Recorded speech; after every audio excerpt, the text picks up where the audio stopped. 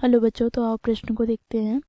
त्रिज्या 4 सेंटीमीटर वाले एक वृत्त के त्रिज्याखंड का क्षेत्रफल ज्ञात करें जिसका कोण 30 डिग्री है। साथ ही संगत दीर्घ त्रिज्याखंड का क्षेत्रफल भी ज्ञात करें।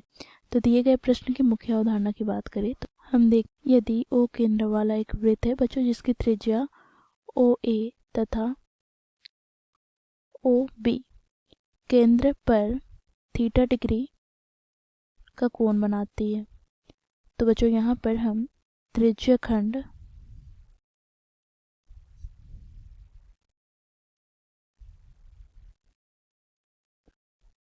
ए ओ बी का क्षेत्रफल की बात करें तो बच्चों देखो यहाँ पर ये बराबर हो जाएगा किसके, तो थीटा बटे यहाँ पर बच्चों देखो इस पूरे कोण का मान क्या है, तो 360 डिग्री। तो यहाँ पर 360 डिग्री गुना यहाँ पर बच्चों देखो क्या हो जाएगा, तो वृत्त का क्षेत्रफल। अब वृत्त का क्षेत्रफल क्या होता है, तो बच्चों देखो यहाँ से हमें प्राप्त हो जाएगा थीटा बटे 360 डिग्री गुना पाई आर स्क्वायर। यहाँ पर आर क्या है, तो आर यहाँ पर बच्चों त्रिज्या है और थीटा क्या है, तो केंद्र पर बना कोण है। ठीक है। साथ ही बच्चों यहाँ पर यदि हम दीर्घ त्रिज्याखंड की बात करें, अर्थात यहाँ पर बच्चों देखो इस बिंदु को हम ले लें सी, तो यहाँ पर त्रिज्याखंड ए बी ओ की बात करें तो ये हम कैसे ज्ञात करेंगे, तो देखो यहाँ पर दीर्घ त्रिज्याखंड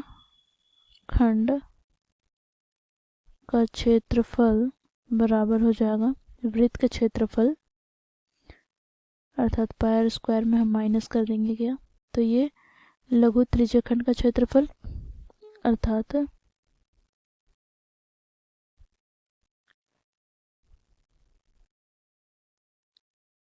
त्रिज्याखंड ए ओ बी का क्षेत्रफल। तो यहाँ से बच्चों हमें प्राप्त क्या हो जाएगा, तो पाई आर स्क्वायर माइनस लघु त्रिज्याखंड का क्षेत्रफल क्या है, तो थीटा बटे 360 डिग्री गुनी पाई आर स्क्वायर। तो यहाँ से हमें प्राप्त हो जाएगा बच्चों देखो पाई आर स्क्वायर हम बाहर निकाल लेंगे, तो यहाँ से हमें प्राप्त हो जाएगा 1 माइनस थीटा बटे 360 डिग्री। तो इस मुख्य अवधारणा की सहायता से बच्चों हम दिए गए प्रश्न को हल करेंगे। बच्चों प्रश्न में हमें क्या दे रखा है, तो यहाँ पर हमें त्रिज्या दे रखा है 4 सेंटीमीटर। तो बच्चों वृत्त की त्रिज्या अर्थात आर हमें दे रखा है 4 सेंटीमीटर। बच्चों यहाँ पर ओ वृत्त का केंद्र है और यहाँ पर बच्चों देखो हम पी और यहाँ पर क्यू ले लेते हैं और यहाँ पर बिंदु ले लेते हैं आर।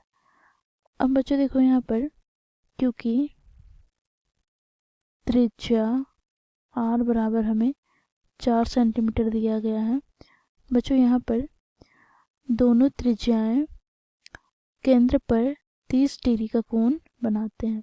तो यहाँ पर बच्चों देखो थीटा हमें क्या दे रखा है, तो 30 डिग्री।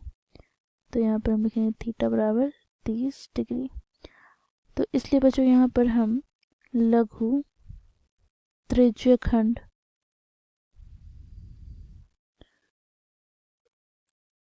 पी ओ क्यू का क्षेत्रफल की बात करें तो ये बराबर हो जाएगा किसके, तो थीटा बटे 360 डिग्री गुना पाई स्क्वायर के। तो यहाँ से हमें प्राप्त हो जाएगा थीटा का मान क्या है, तो 30 डिग्री बटे में 360 डिग्री गुना पाई गुना आर का मान क्या है, तो 4 गुना 4 हो जाएगा।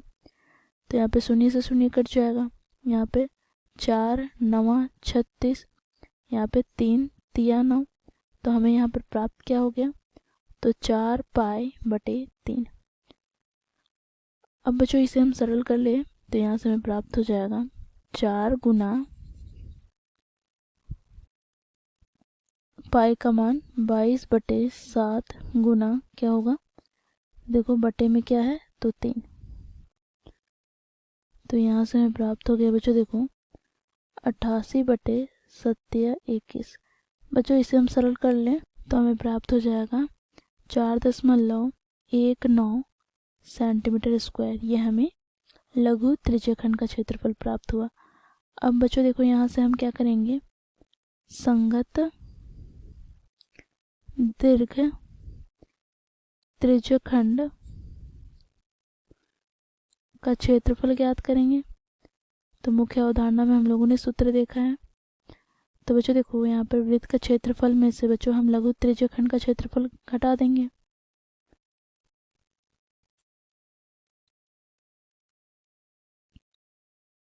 जो कि क्या है, तो पी ओ आर है।